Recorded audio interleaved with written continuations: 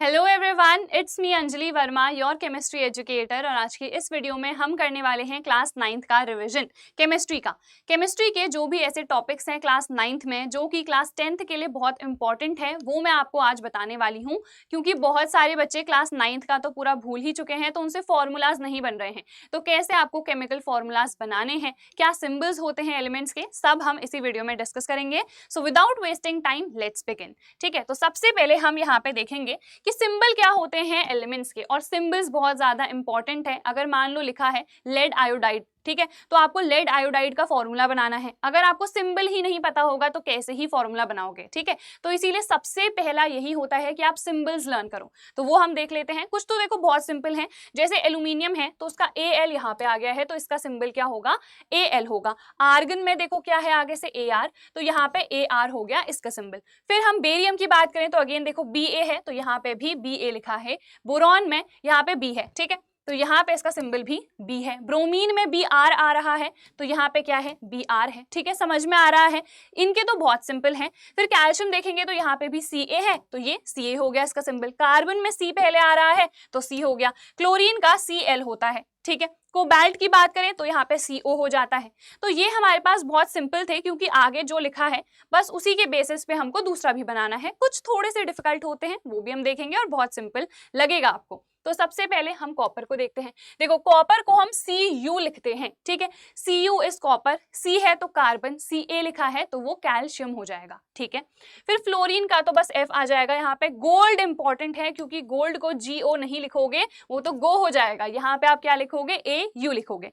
उसके बाद हाइड्रोजन, देखो इसमें H है ना, तो यहाँ पे H आ जाएगा। आयोडीन में I है तो I आ जाएगा। ठीक है, iron again this is important. Iron को IR नहीं लिखते हैं, क्या लिखते हैं, Fe लिखते हैं। ठीक है, इसके लिए भी दो टर्म्स हम यूज करते हैं, फेरस और फेरिक। आयन के लिए यूज करते हैं वो, तो यहाँ पे उससे हमें लेना देना नहीं है, हम वो चीज आयन वाले में देखेंगे। अभी हम सिर्फ एलिमेंट डिस्कस कर रहे हैं, उनके आयन्स डिस्कस नहीं कर रहे हैं। ठीक है, उसके बाद लेड की बात करें, ये भी इंपॉर्टेंट है, इसको हम Pb लिखते हैं। फिर मैग्नीशियम में देखो Mg आ जाएगा। और एक और होता है हमारे पास मैंगनीज। ठीक है, ये तो मैग्नीशियम है, मैंगनीज जो होता है उसको Mn लिखते हैं। तो दोनों में कंफ्यूज नहीं होना है, मैग्नीशियम है तो Mg, मैंगनीज है तो Mn आ जाएगा। ठीक है, फिर नियॉन है तो देखो Ne यहाँ पे लिखा हुआ है। नाइट्रोजन के लिए N आ जाएगा। ऑक्सीजन देखो OO। ठीक है, पोटेशियम के लिए K आता है। ठीक है, यहाँ पे लिखा है हमारे पास K, तो ये भी अलग सा है। पोटेशियम के लिए क्या आएगा, K आएगा। सोडियम के लिए क्या आता है, Na आता है। फिर उसके बाद यहाँ पे सिलिकॉन अगर हम देखें तो Si। ठीक है, सिल्वर के लिए अगेन यहाँ पे Si नहीं आएगा, यहाँ पे क्या होगा, Ag, तो ये भी इंपॉर्टेंट है, इसको भी अच्छे से देखो। सोडियम मैंने बता दिया क्या आता है, Na आता है। सल्फर देखो S है तो यहाँ पे S आएगा। यूरेनियम के लिए U आता है, ये एक रेडियो एक्टिव एलिमेंट होता है। फिर जिंक की बात करें तो यहाँ पे Zn आ जाएगा। ठीक है, तो ये हमारे पास क्या थे, सिंबल्स। तो सबसे पहले हमें सिंबल्स को ही लर्न करना है, तभी जाके हम फॉर्मूलाज बना पाएंगे। तो आप यहाँ पे स्क्रीनशॉट भी ले सकते हो, वैसे तो आपको ये मिल ही जाएगा, तो इसका स्क्रीनशॉट ले लो और इसको लर्न करना है। फिर अब हम देखेंगे atomic number.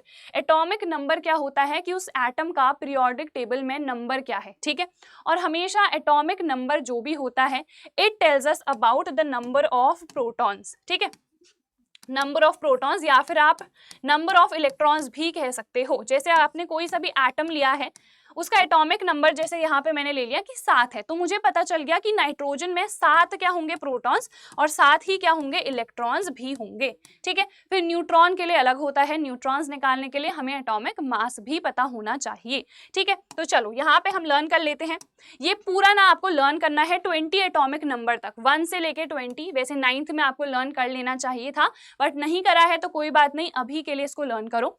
Hydrogen, helium, lithium, beryllium, boron, carbon, nitrogen, oxygen, fluorine, neon, sodium, magnesium, aluminium, silicon, phosphorus, sulphur, chlorine, argon, potassium and calcium. इसको इसी फ्लो में बोलते रहो, hydrogen, helium, lithium, beryllium, boron, carbon, nitrogen, oxygen, fluorine, neon. इस तरीके से आप बोलोगे ना तो इजीली आपको लर्न हो जाएगा। और ये 20 तक आपको लर्न करना है। तो सारे एटम्स जो भी हैं हमारे पास, सारे एलिमेंट्स जो भी हैं हमारे पास, आपको उनका एटॉमिक नंबर इजीली लर्न हो जाएगा। ठीक है, तो 1 से लेके 20 तक, कैल्शियम तक आपको लर्न करना है। तो देखो यहाँ पे नंबर तो वही होगा 1 2 3 4 and so on till 20। Symbol अभी हम देख चुके हैं, हाइड्रोजन का H होगा, हीलियम है तो He, लिथियम है Li, बेरिलियम के लिए Be आ जाएगा, बोरॉन अभी हमने देखा B आएगा, carbon C, nitrogen N, oxygen O, fluorine F, neon Ne। तो यहाँ पे कुछ डिफिकल्ट नहीं था। यहाँ पे देखते हैं सोडियम अभी हमने कहा Na आएगा, मैग्नीशियम के लिए Mg आएगा, एल्यूमिनियम के लिए देखो Al आएगा, सिलिकॉन के लिए Si आ जाएगा, फोस्फोरस के लिए P आएगा, सल्फर के लिए S आएगा, क्लोरीन के लिए क्या आएगा Cl यहाँ पे आएगा, आर्गन Ar आएगा, पोटेशियम K, कैल्शियम के लिए Ca। तो ये बस हमारे पास 3 है जो थोड़े से डिफरेंट है। वैसे क्लोरीन भी कुछ डिफिकल्ट तो है नहीं, बिकॉज क्लोरीन है तो Cl आ गया, ठीक है।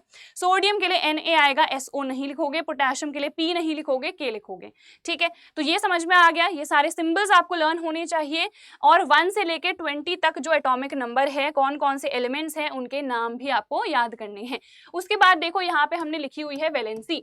अब वैलेंसी का क्या मतलब होता है और वैलेंस इलेक्ट्रॉन्स क्या होते हैं, इस चीज में भी बहुत सारे बच्चों को दुविधा आती है, तो वो दुविधा भी हम दूर कर देते हैं। देखो, एक होता है वैलेंसी और दूसरे होते हैं हमारे पास वैलेंस इलेक्ट्रॉन्स। दोनों में डिफरेंस होता है। वैलेंसी होती है हमारे पास कंबाइनिंग कैपेसिटी, यानी कि कितने इलेक्ट्रॉन्स कोई भी जो हमारे पास एटम है वो एक्सेप्ट करना चाहता है या उनको रिमूव करना चाहता है, ठीक है। या तो गेन करेगा या तो वो लूज करेगा, ठीक है। जैसे अगर मैं सोडियम की बात करूं, ठीक है, तो सोडियम का कितना होता है, अभी हमने देखा 11 होता है एटॉमिक नंबर, तो 2, 8, 1 ये हो जाएगा इसका इलेक्ट्रॉनिक कॉन्फ़िगरेशन। अब देखो इसके आउटर मोस्ट शेल में एक ही इलेक्ट्रॉन है और ये एक इलेक्ट्रॉन को निकालना चाहता है। क्यों निकालना चाहता है? क्योंकि हमें पता है कोई भी एलिमेंट अपना ऑक्टेट पूरा करना चाहता है, जिसको हम नोबल गैस कॉन्फ़िगरेशन भी कहते हैं। तो हम क्या चाहते हैं कि जो भी एलिमेंट है उसके आउटर मोस्ट शेल में 8 ही इलेक्ट्रॉन्स हो या फिर 2 इलेक्ट्रॉन हो, जैसे कि हाइड्रोजन के केस में होता है, ठीक है। तो उसके लिए ये क्या कर सकता है, एक इलेक्ट्रॉन को अपना डोनेट कर सकता है, ठीक है। तो इसकी वैलेंसी कितनी हो जाएगी, 1। वैलेंस इलेक्ट्रॉन इस केस में कितने होंगे, 1। वैलेंस इलेक्ट्रॉन का मतलब होता है कि जो हमारे पास आउटर मोस्ट शेल है उसमें कितने इलेक्ट्रॉन्स हैं, ठीक है। तो आउटर मोस्ट शेल में तो यहाँ पे एक इलेक्ट्रॉन है, मुझे क्लियरली दिख रहा है, ठीक है। तो यहाँ पे वैलेंसी भी 1 है और वैलेंस इलेक्ट्रॉन्स भी 1 है। अब दूसरा लेते हैं हम क्लोरीन, जिसका होता है 17 एटॉमिक नंबर, 2, 8, 7। अब देखो इसकी वैलेंसी कितनी होगी और इसमें कितने वैलेंस इलेक्ट्रॉन्स होंगे, ये दोनों ही इंपॉर्टेंट है। तो वैलेंसी इसकी 1 होगी और वैलेंस इलेक्ट्रॉन 7 होंगे। क्यों होंगे? वैलेंस इलेक्ट्रॉन्स हमने कहा आउटर मोस्ट वाली शेल में जितने भी इलेक्ट्रॉन्स होंगे, तो यहाँ पे मुझे क्लियरली दिख रहा है कितने हैं, 7। तो ये हो गए वैलेंस इलेक्ट्रॉन्स। अब वैलेंसी की अगर हम बात करें, वैलेंसी हमने कहा कंबाइनिंग कैपेसिटी है। इसके लिए ज़्यादा कन्वीनियंट क्या होगा कि 7 इलेक्ट्रॉन्स को बाहर निकाल दें या एक इलेक्ट्रॉन को एक्सेप्ट करके +1 हो जाएगा, तो 8 इलेक्ट्रॉन्स इसके पास पूरे हो जाएंगे। ज़्यादा कन्वीनियंट क्या है कि आप 7 को बाहर निकाल दो या एक को अंदर ले लो, ऑब्वियसली एक को अंदर ले लो, ठीक है। तो यहाँ पे 2, 8, 8 हो जाएगा कॉन्फ़िगरेशन। तो ये एक इलेक्ट्रॉन को एक्सेप्ट करके जो नोबल गैस कॉन्फ़िगरेशन है उसको अचीव कर सकता है एंड इसके साथ साथ अपना जो ऑक्टेट है उसको पूरा कर सकता है, ठीक है। तो इसीलिए इसकी जो वैलेंसी है वो क्या होगी, 1 होगी। तो I think that is clear. इसको अगेन आप इसका स्क्रीनशॉट ले सकते हो, इसको आप लर्न कर सकते हो, ठीक है। चलो आगे बढ़ जाते हैं। एटॉमिक मास भी हमें कुछ एलिमेंट्स के लर्न होने चाहिए, सारे के इंपॉर्टेंट नहीं है, आपके एग्जाम पॉइंट ऑफ व्यू से कुछ ही इंपॉर्टेंट है जो क्लास 9 की बुक में भी मेंशन्ड है। तो ये सारे आपको लर्न करने हैं। हाइड्रोजन का एटॉमिक नंबर भी 1 होता है और मास भी इसका 1 होता है, ठीक है। कार्बन का 6 होता है एटॉमिक नंबर, मास कितना है, 12। नाइट्रोजन का 14 है। देखो हाइड्रोजन का तो एग्जैक्टली सेम है, ये हमें पता चल गया। कार्बन का एटॉमिक नंबर कितना होता है, 6, इसका डबल कर दो, कितना हो गया, 12 इसका एटॉमिक मास। नाइट्रोजन का 7 होता है, डबल कर दो, कितना हो गया, 14, ठीक है। ऑक्सीजन का 8 होता है, डबल कर दो, कितना हो गया, 16। ये हर केस में वैलिड नहीं होता है, वो तो बस कुछ के लिए आप कैसे लर्न कर सकते हो वो मैं आपको बता रही हूँ, ठीक है। फिर सोडियम देखें, सो इसका 23 होता है, मैग्नीशियम का होता है 24, इसका अगेन 12 होता है ना, इसका 11 होता है। 11 × 2 एक्चुअल में 22 होना चाहिए, बट वो नहीं होता है। सोडियम का कितना होता है, 23 होता है। मैग्नीशियम का 24 होता है, सल्फर का 32 होता है और इसका कितना होता है, 16 होता है, राइट। फिर हम क्लोरीन की बात करें, सो ये हमारा एवरेज होता है 35.5, तो आपको यही लेना होगा। फिर कैल्शियम की बात करें तो वो होता है 40, और अभी हमने कैल्शियम के केस में देखा कि इसका कितना होता है, 20 होता है एटॉमिक नंबर। तो इस तरीके से आप इजीली यहाँ पे लर्न कर सकते हो कि कितना एटॉमिक मास हमारे पास होगा, और जनरली यही एलिमेंट्स पूछे जाते हैं, इसके अलावा एलिमेंट्स नहीं पूछे जाते हैं, ठीक है। चलो इसके बाद atomicity of some elements. Atomicity क्या होती है कि कितने एटम्स प्रेजेंट है किसी भी पर्टिकुलर मॉलिक्यूल में, ठीक है। तो यहाँ पे देखते हैं सबसे पहले तो जो हमारे पास नॉन मेटल्स हैं, नॉन मेटल्स हमारे पास मोनो एटॉमिक भी हो सकते हैं, डाई भी हो सकते हैं, टेट्रा भी होते हैं, पॉली एटॉमिक भी होते हैं। तो देखो यहाँ पे जो आर्गन है हमारे पास, ये क्या होती है, नोबल गैस। जो भी हमारे पास नोबल गैसेस हैं वो हमेशा सिर्फ एक ही एटम के फॉर्म में एग्जिस्ट करती है। नियॉन है तो Ne लिखोगे, आर्गन है तो Ar, कभी भी आप Ne2 Ar2 इस तरीके से नहीं लिखोगे, ठीक है। तो ये क्या होगा, मोनो एटॉमिक होगा, क्योंकि यहाँ पे हमने कहा कि Ne Ar के फॉर्म में आप लिख रहे हो, तो यहाँ पे क्या है, इसके पास सिर्फ और सिर्फ एक ही एटम है, राइट। तो ये हो गया हमारे पास मोनो एटॉमिक। हीलियम को आप He लिखोगे तो ये क्या है, मोनो एटॉमिक है, क्योंकि इसमें एक ही एटम प्रेजेंट है। फिर ऑक्सीजन, हमेशा हमें पता है ऑक्सीजन गैस O2 के फॉर्म में हम लिखते हैं, यहाँ पे 2 एटम्स हैं, तो ये क्या होगा, डायटोमिक होगा। हाइड्रोजन अगेन H2 के फॉर्म में एग्जिस्ट करता है, तो ये भी डायटोमिक है। नाइट्रोजन N2 होता है, क्लोरीन Cl2 होता है। ये जो हमारे पास गैसेस हैं तो ये हमारे पास डायटोमिक ही होती हैं, बट जो नोबल गैसेस होंगी, ठीक है, वो हमारे पास क्या होंगे, मोनो एटॉमिक होंगे, ठीक है। उसके बाद टेट्रा एटॉमिक होता है फोस्फोरस। फोस्फोरस को हम P4 के फॉर्म में लिखते हैं, सल्फर को S8 के फॉर्म में लिखते हैं, तो यहाँ पे हमारे पास 8 एटम्स प्रेजेंट रहते हैं, ठीक है। उसके बाद मेटल्स की बात करें तो ये तो हमारे पास मोनो एटॉमिक ही होते हैं। जो हमारे पास गैसेस है वो डायटोमिक के फॉर्म में एग्जिस्ट करती हैं, बट मेटल्स जो हैं वो तो हमारे पास गैसेस है नहीं, वो तो सॉलिड्स होते हैं, तो ये हमेशा एटम के फॉर्म में एग्जिस्ट करेंगे और ये एक ही एटम होगा, मॉलिक्यूल नहीं बनाएगा, ठीक है। तो ये सब क्या है, देखो मोनो एटॉमिक है। सोडियम हो गया Na लिखते हैं, आयरन को Fe लिखते हैं। कभी आपने Fe2 लिखते हुए देखा है, नहीं ना। जो ऊपर हम लिखते हैं वो तो उस पर चार्ज होता है ना, ये तो उसका चार्ज है, इसका एटॉमिसिटी से कोई लेना देना नहीं है, ठीक है। तो यहाँ पे समझ में आ गया मोनो एटॉमिक कौन सा होगा, डाई एटॉमिक कौन सा होगा, पॉली कौन सा होगा। तो ये चीज भी इंपॉर्टेंट है, ये भी चलो हमने देख लिया है। अब ये सबसे ज्यादा इंपॉर्टेंट है फॉर्मूला बनाने के लिए, नेम और सिंबल आयंस का, बिकॉज हमें तो मेन जो फॉर्मूला बनाना होता है वो आयंस का ही बनाना होता है। तो यहाँ पे देखते हैं, अगर हम बात करें यहाँ पे किसकी, सोडियम की, तो सोडियम हमने कहा Na, ऐसे ही लिखते हैं ना। तो यहाँ पे इसका सिंबल क्या होगा, आयन का। इसके पास हमने अभी देखा बाहर में एक इलेक्ट्रॉन था ना, इस एक इलेक्ट्रॉन को ये क्या करना चाहता है, निकालना चाहता है, तो ये Na+ के फॉर्म में एग्जिस्ट करेगा। पोटेशियम भी K+ होता है। सिल्वर की बात करें तो अगेन ये Ag+ होता है, ठीक है।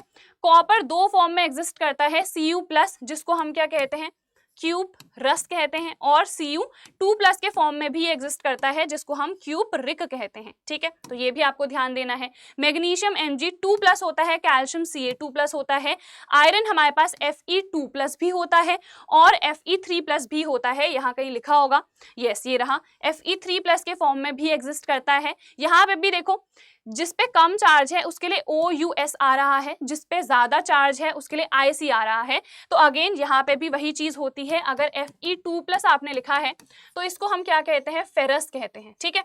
और अगर Fe3+ आपने लिखा है तो उसको क्या कहते हैं, उसको फेरिक कहते हैं, ठीक है। तो जहां पे भी कम चार्ज होगा उसके लिए OUS आएगा, जहां पे ज्यादा चार्ज होगा उसके लिए IC आएगा। अगर कोई भी एलिमेंट है, जैसे आयरन है, ये 2 वैलेंसीज शो कर रहा है, राइट, तो जिस पे कम चार्ज होगा OUS आ जाएगा, जिस पे ज्यादा चार्ज होगा उस पे IC आ जाएगा, ठीक है। तो चलो, आई think this is also clear. आगे बढ़ते हैं हम। जिंक Zn2+ होता है, कॉपर के लिए हमने देख लिया है।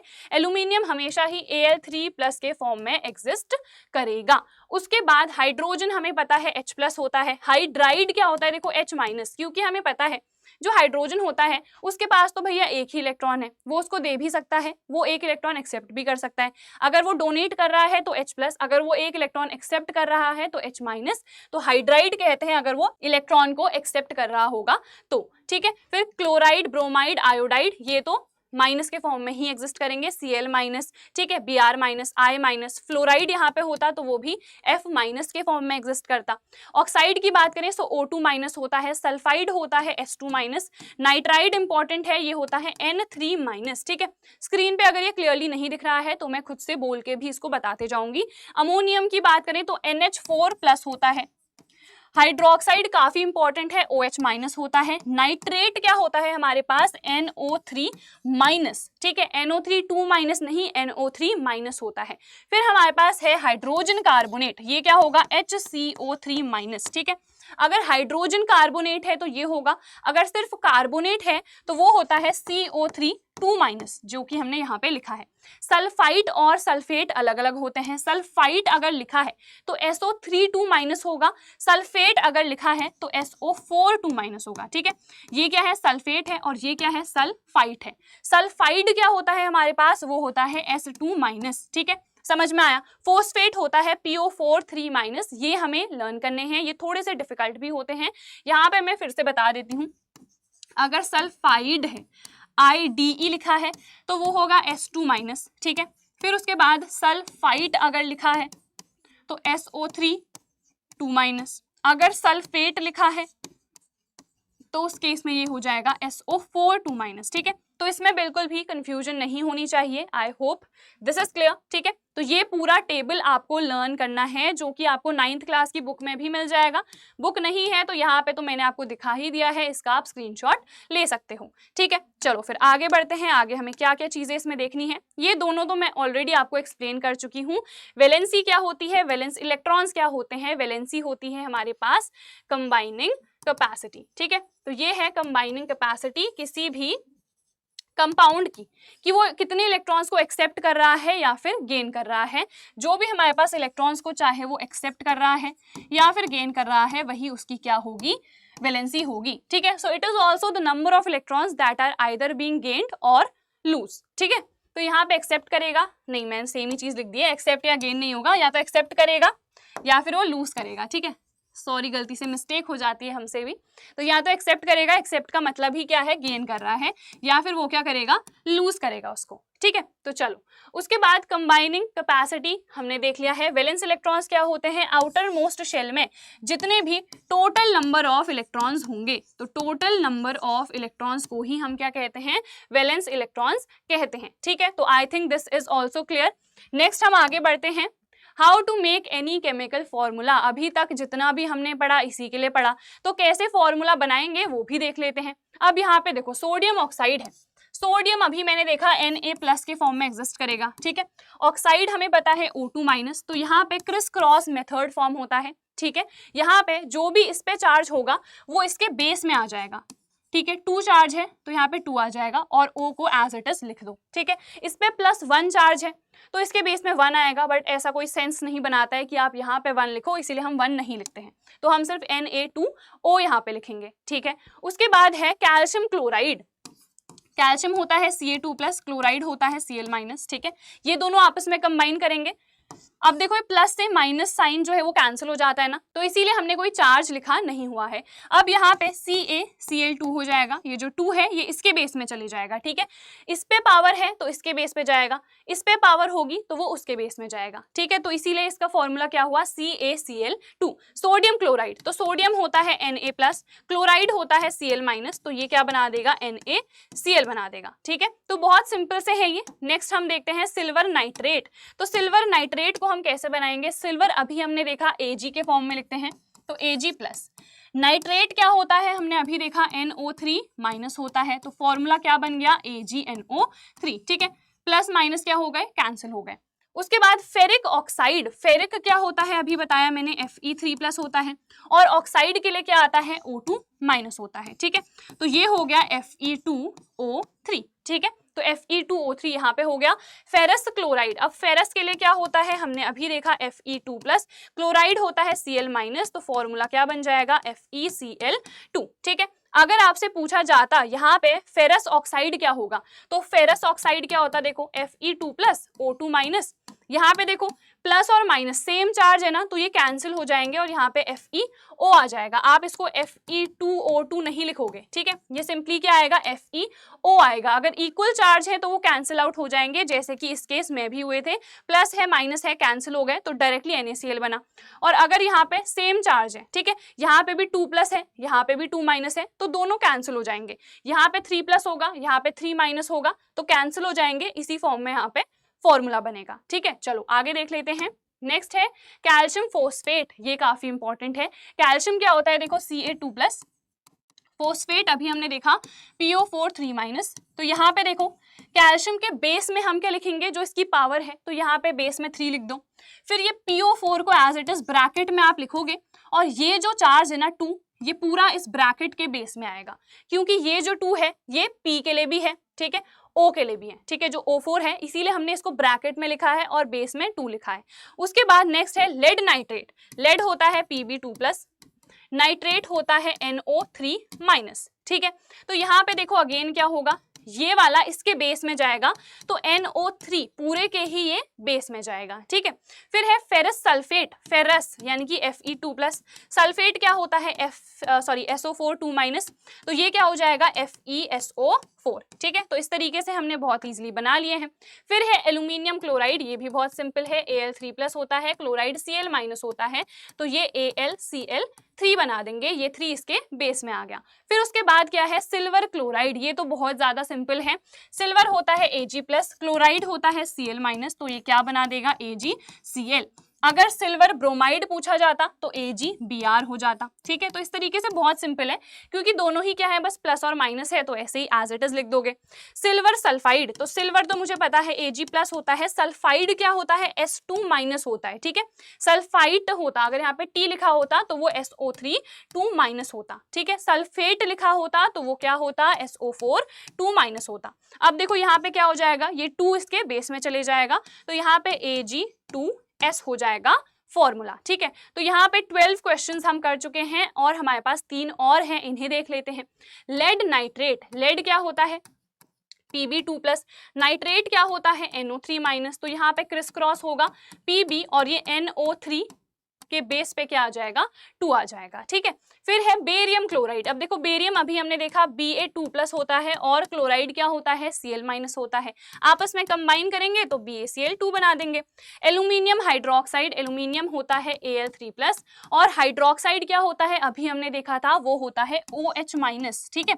तो ये क्या बना देंगे Al, अगेन ये देखो OH के पूरे बेस में जाएगा, ठीक है, तो यहाँ पे 3 आ गया, तो इसका फॉर्मूला क्या हो जाएगा ये हो जाएगा। इस तरीके से आप बहुत इजीली फॉर्मूलाज बना सकते हो, बस आपको ये वाला जो चार्ट मैंने अभी आपको बताया है इसको लर्न कर लेना है, ठीक है। कहाँ गया वो चार्ट, खो गया, ये रहा, ठीक है। तो इसको आपको जरूर से जरूर लर्न करना है, तो सारी ही चीजें आपके लिए बहुत आसान, बहुत ईजी हो जाएंगी। So that is it for this video. I hope you all like this video. मिलते हैं नेक्स्ट वीडियो में। Till then bye everyone, take care and all the very best.